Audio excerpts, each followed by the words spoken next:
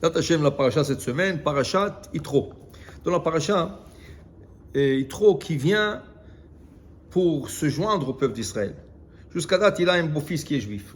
Okay? Il est chanceux, mais il n'est pas juif. Mais il est un homme honnête. C'est lui qui a sauvé son beau-fils quand il avait 3 ans.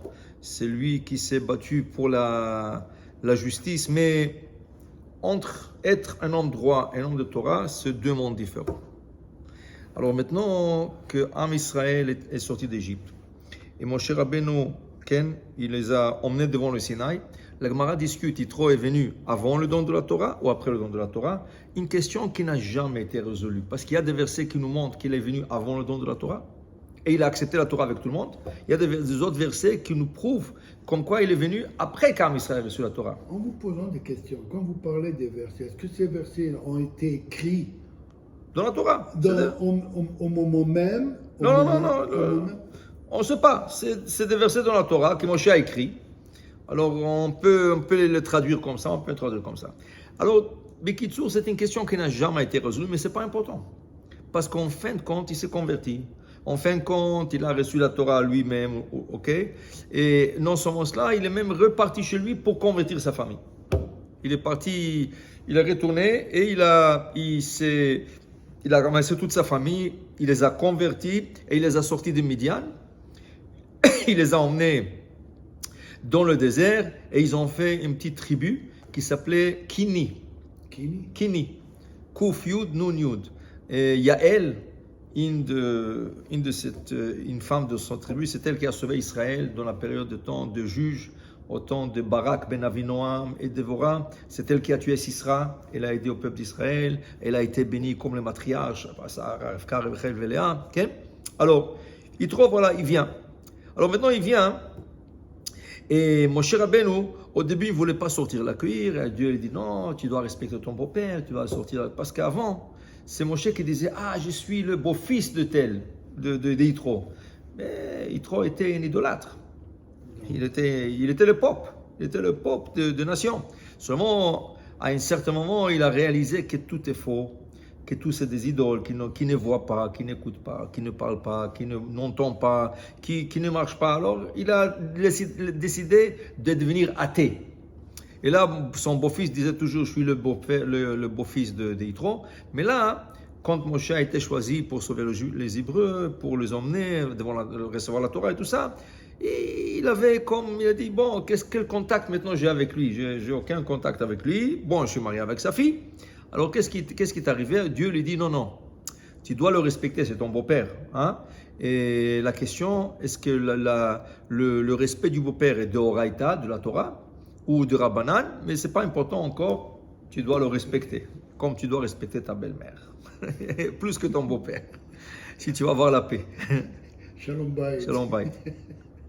Maintenant, c'est écrit, Vaïsaper Moshe lechotno, okay?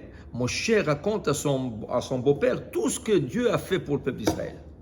Le diplé, la sortie d'Égypte, les 7 jours qui sont passés avant d'arriver à la mer Rouge, l'ouverture de la mer Rouge, la manne qui est tombée, le BR, le puits d'eau qu'il leur a donné, tout ça, tout. Okay? Rachid dit pourquoi il lui raconte tout ça.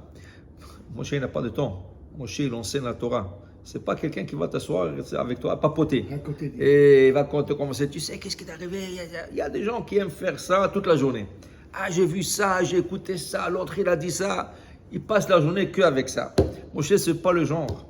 Okay? Et il n'a pas le temps de faire ça. Alors Rashi nous dit, comment ça se fait qu'il s'est assis à lui raconter tout ça? Va il s'appelle Moshe le Chotno, dit Rashi, limshochet libo le karvo la Torah. Au contraire, puisqu'il va voir, il va entendre de ces miracles, il va se rapprocher davantage de la Torah. Il voudra davantage devenir juif. Okay? Maintenant qu'il est devenu, et il voulait devenir, il voudra davantage. Alors il dit ici que voilà, Moshe nous enseigne, quand tu veux parler à quelqu'un quelque chose, au lieu de parler de futilité, parle-lui de la Torah. Parle-lui des choses qui peuvent le rapprocher à la Torah. Okay? Il y a un livre, que très suggéré à montrer aux gens qui sont laïcs, ça s'appelle le Mahapach, la révolution. C'est écrit par le Rav Zamir Cohen. Et dans ce livre, il te montre comme quoi beaucoup de choses que la science a trouvées à travers toutes les années et les siècles, c'est écrit déjà dans la Torah. Et là, tu montres ça à quelqu'un, il reste bouche bée, il dit quoi? Il ne croit pas. Oui, c'est des versets, tout écrit de communication, le Talmud, tout, Mishnah, tout ce que tu veux. Alors c'est ça, mon cher ami est en train de dire, mais donc je vais lui raconter des histoires. Tout ce que je veux lui raconter, c'est pour l'attirer vers la Torah. Okay? Et surtout Yitro qui a connu tellement des idoles, il a pratiqué tellement d'idolâtrie, okay? Et il a tout laissé parce qu'il a senti que tout est faux. Maintenant, il faut montrer la beauté, la vérité de la Torah. Il y a tellement de vérité de la Torah, il y a tellement de tout ce que tu veux, la mathématique, la science, tout ce que tu veux est dans à forba de coup là-bas. Okay? Alors là, il est en train de lui parler, de lui montrer la beauté de tout ce qui est arrivé jusqu'à arriver au mont Sinaï pour recevoir la Torah. Alors il y a aussi, à travers toutes les générations, okay, il y a des rabbinim, des rabbins, des grands rabbins, qui ont fait ce travail de rapprocher nos frères Am Israël de la Torah. Parce qu'on te dit, sauver un juif, c'est sauver le monde en entier. Okay? Ça veut dire pas quoi sauver. Pas seulement que s'il est malade, ils mourront. Non. Sauver spirituellement. Ramener à la Torah. Parce que si tu le sauves à lui, tu as sauvé sa femme, tu as sauvé ses enfants, ses petits-enfants, tu as sauvé tout un monde. Tout un monde tu as sauvé. Il y a une histoire comme ça. Qu'il y a un élève qui était turbulent. Qu'est-ce qu'il faisait pas à la yeshiva? Le professeur ne pouvait plus avec lui. Un jour, c'était un lundi, tous les élèves ils sont dans la synagogue de la yeshiva, tout le monde sont en train de prier, et on entend dans la salle, mais, quelque chose qui mêle, comme on dirait une chèvre. Et le rabbin, il regarde, qu'est-ce qui se passe? Vous savez, personne n'a compris d'où ça vient. Arrivé le moment de sortir la Torah, un des rabbins, il est parti ouvrir le Echal. Dès qu'il ouvre le Echal, une chèvre qui saute du Echal et commence à tourner. Et les enfants, il y en a qui crient, il y en a qui sont contents, il y en a qui sortent. Et un balagan total. Les rabbins se sont regardés, ils ont dit, ouais, on sait exactement qu'il a fait le jeûne. Ils l'ont appelé au bureau. Il lui a dit, sors d'ici, tu ne reviens jamais dans cette yeshiva. Top. Qu'est-ce qu'il a fait le petit? Il est parti voir un dayan et il a convoqué le directeur à un din Torah. Le dayan lui dit, Dieu qui vient se faire juger ici. Top. Alors il a... Alechem shalom, ça va? Ça va, merci. Oh, Hashem. Alors il a dit, il va se jouer un jugement avec lui. Le dayan, il dit au rabbin, pourquoi vous l'avez jeté de l'école? Il dit, écoutez, monsieur le rabbin, c'est pas d'aujourd'hui, c'est pas d'hier, c'est pas un mois, ça fait 2, 3, 4 ans qui dérange les classes, il dérange les professeurs, il dérange le système. Okay? Et là, il lui racontait l'histoire avec la chèvre, et ça c'était comme le point de sortir. C'est ça. C'est la paille qui a cassé le dos du chameau. Alors le dayan lui dit, écoute mon cher, qu'est-ce que tu as, comment tu vas te défendre devant ça? Je dis oui. Écoutez, tout ce que le rabbin il a dit, il a raison. Moi je suis turbulent, je dérange la classe, je parle fort, tout ce qu'il dit c'est vrai. Mais il y a une chose, il veut me jeter de la yeshiva, ça il n'a pas le droit. Ah oui, pourquoi pas à mon fils, pourquoi? Il dit écoutez, il ne me jette pas à moi. À moi il peut me jeter de la yeshiva, je ne jette pas de problème. Il dit mais il est en train de jeter mon fils. Mon petit-fils, mon arrière-petit-fils, parce que je ne sais pas si je quitte la yeshiva, si je reste religieux. Et ça, il n'a pas le droit de faire. Wow, ça c'est une bonne réponse. Le dayan, il a été bouche bée. Il a dit, waouh, quelle pensée d'un enfant comme ça. Il lui a pris le rabbin de côté, il lui a dit, écoute-moi, essaie de tout ton possible de le garder, et on va lui parler. Le dayan lui a parlé, il lui a expliqué l'importance de se dresser, écouter les professeurs et tout ça. Et depuis, ce petit est devenu tzaddik. Okay? Ça veut dire, quand tu sauves une âme, c'est ça, exact. Quand tu sauves une âme, tu sauves un monde. Ouais. Alors c'est ça, il dit, tu peux me jeter à moi, mais pas à mes enfants. Mes enfants, tu n'as pas le droit, ils n'ont rien fait encore. Okay? Alors il y a une fois, le Hafetz Chaim, il était dans un motel, Et le propriétaire était juif. Et c'était un motel que des juifs et des non-juifs rentraient. Et c'était comme le soir, c'était comme un bar. Le fermier venait prendre un verre, parler, discuter de la journée. Et le Chafetz Chaim était à table en train de manger. Et là, il est rentré comme un gars très grand, avec des muscles et tout ça. Et il s'est assis et il a dit, donnez-moi un canard, donnez-moi du whisky, il crie. Et la fille qui lui sert, il la maltraite, tout ça. Le Chafetz Chaim s'est levé pour lui parler. Alors le propriétaire lui dit, rabbin, c'est pas votre kavod, il risque de vous frapper. C'est un juif, mais vous savez, 40 ans, il n'a pas fréquenté une communauté juive. Il dit, quoi? Comment? Il dit, parce que lui, il a été kidnappé avec beaucoup d'enfants juifs en Russie. On les appelait les cantonistes. Les cantonistes, c'était des enfants juifs qui ont été kidnappés, amenés à l'armée. C'était des enfants très religieux à la yeshiva. Les parents ne pouvaient rien faire. Ils ont grandi dans l'armée pendant 10 ans. Ils ont mangé du non-kosher. Ils n'ont pas gardé le Shabbat. Ils ont oublié de leur judaïsme. Après, ils leur ont renvoyé dans des champs pour être des fermiers. Alors, ce gars que tu vois, 40 ans, il n'a pas fréquenté. Il ne sait pas qu'est-ce que c'est le judaïsme. Et le pauvre, le Chafetz Chaim dit, justement, c'est pour ça que je veux lui parler. L'autre, il avait peur pour le Chafetz Chaim. Et le Chafetz Chaim s'est approché de lui. Il a dit, enchanté, j'ai appris que vous êtes juif et j'ai appris que vous êtes un très grand tzaddik. Vous étiez kidnappé d'une yeshiva. Vous avez grandi comme un tzaddik. Vous étiez kidnappé. Dieu ne va jamais vous blâmer de ça. Et vous êtes resté quand même un juif. Oui, vous êtes loin de la Torah, mais il y a toujours une chance que vous revenez à la Torah. Et Bezrat Hashem, vous allez reprendre les études. Il lui a pompé. L'autre, il a commencé à pleurer. Alors le propriétaire qui a vu ça, il a couru vers le soldat et dit, mais tu sais qui est devant toi? Il dit, qui c'est? Il dit, ça c'est le Chafetz Chaim. L'autre, il a entendu le Chafetz Chaim, il lui a embrassé, il lui a laissé, Mechila Rabbi, je ne savais pas que c'est vous êtes. Il lui a pas lâché jusqu'à qu'il lui a promis qu'il va faire tchouva. Voilà. Il faut savoir comment. Voilà. Si tu vois un cas comme ça, qu'est-ce que tu vas dire? Hé, toi, qu'est-ce que tu es en train de... Comment tu es en train de parler de la fille? Comment tu es en train de parler? Tu es un animal, tout ça. Il t'aurait donné une baffe. Oh, il faut savoir comment prendre la personne. Il faut savoir comment prendre la personne. Alors ça c'est une chokhma. Ça, c'est une sagesse. Et une fois qu'on sait le faire, alors le Gemara dit, voilà, il y a 3 histoires dans le Talmud à propos des goïms qui sont devenus juifs. Comment? La Gemara dit dans Sechet Shabbat 31a. La Gemara dit, un goï est venu voir Shammai. Il lui dit, combien de Torah vous avez? Shammai lui dit 2.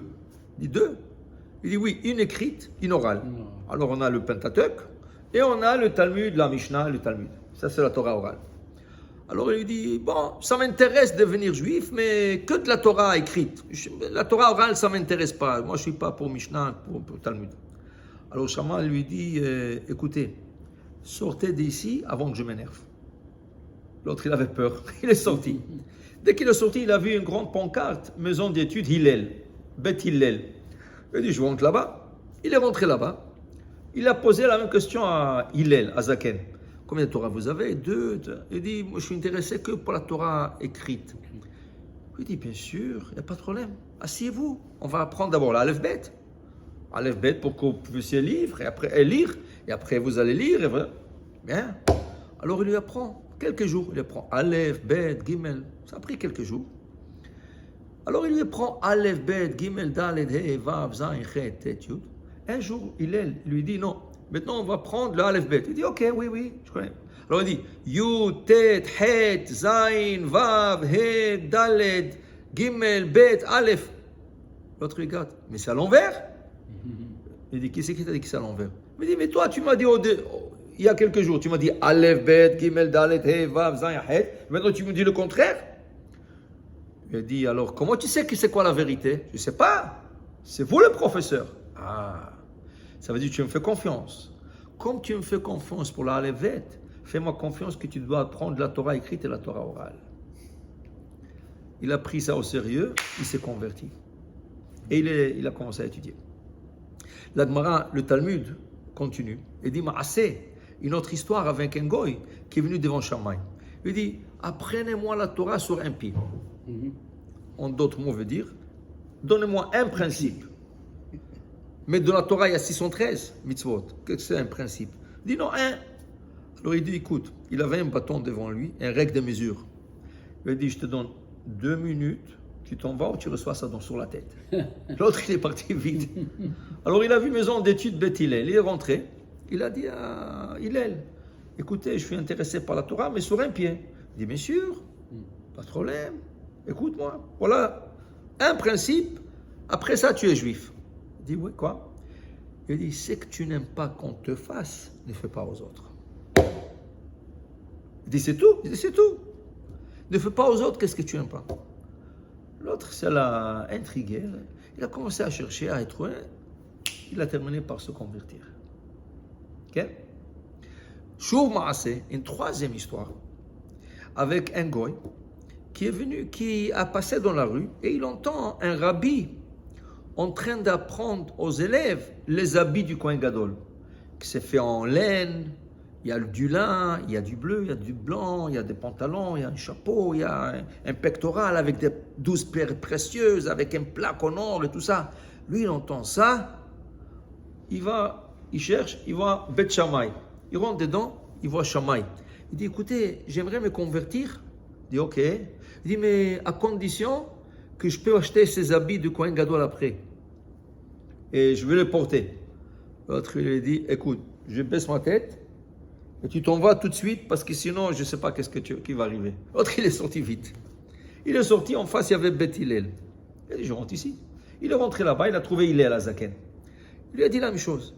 Je vais me convertir, je vais devenir Kohen Gadol, porter les habits. Il lui dit, bien sûr, viens.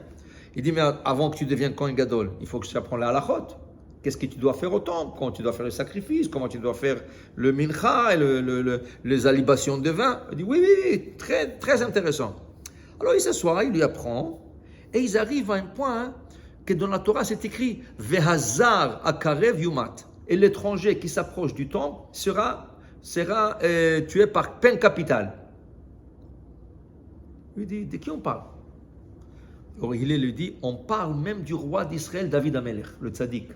Même lui, s'il rentre dans le temple là où il ne faut pas rentrer, hayav mita. C'est une peine de mort.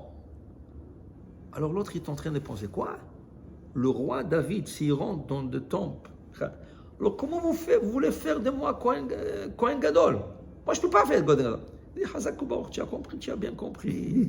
Mais entre-temps, il a passé 3 semaines d'apprendre, à étudier, et ça l'a intéressé, il s'est converti. Dit la Gemara, après quelques mois, les 3 goïms qui se sont convertis sont rencontrés comme ça.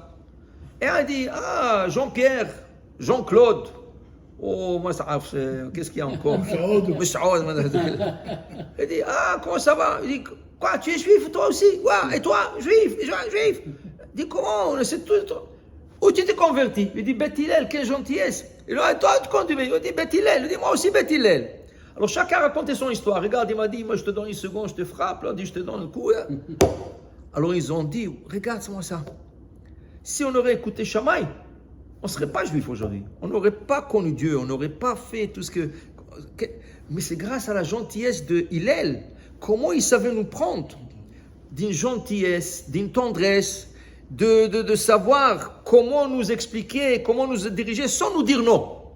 Sans nous dire non. Nous en emmener, c'est ça qui nous a permis d'être des bons juifs aujourd'hui. Ça veut dire que c'est une chorma. C'est une chorma. Regardez, il y a un rabbin, il était sur le bus en train d'étudier le Daf Yomi. Il y a un chiloni qui monte, un policier. Alors avec l'uniforme et tout ça, avec le badge de la police. Alors il s'assoit juste à côté du rabbin. Le rabbin il le regarde comme ça. Il regarde. Alors il dit, je peux vous aider? Il dit, ouais. Il dit, dites-moi, vous avez un badge Mishteret Israël, la police d'Israël. Il dit, ah oui, alors? Je travaille dans la police. Il dit, mais vous savez qu'est-ce que c'est Israël? Il dit, tu te moques de moi, on est en Israël. C'est le pays d'Israël, c'est le pays. Non, c'est pas Israël, c'est pas ça Israël. Il dit, c'est quoi Israël? Il d'Israël, c'est l'acronyme de tous les matriarches et patriarches. Okay? Yud. Quel matriarche et patriarche commence par Yud? Yaakov, Israël. Okay? Il lui dit Shin, Sarah. Sarah Imenu commence par Shin. Resh, Rivka, Rachel. Okay? Aleph, Abraham. Okay?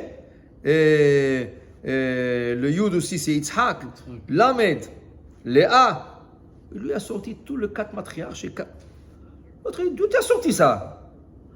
Ça, c'est le Ben Ishraï, le Rav Ben Ishraï. Il dit, mais qui c'est Ben Ishraï?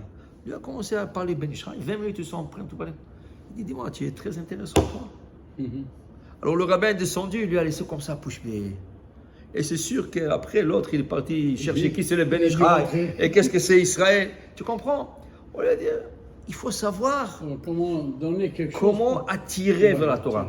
Il faut savoir comment attirer de la Torah. Et il faut le faire avec une chokhmah. Ce n'est pas donné à chacun. C'est pas donné à chacun. Okay?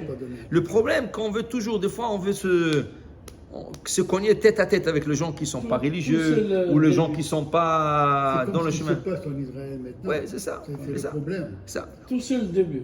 Le début, c'est ça. Le début est bon. Alors, pour te dire, si tu sais comment te diriger dans le Messilot, David Amer, il dit Messilot bilvavam. Trouve-toi le chemin qui va dans son cœur à lui. Trouve-toi comment rentrer dans son cœur à lui pour le tirer vers la Torah. Baruch Adonai Le'olam. Amen. Amen.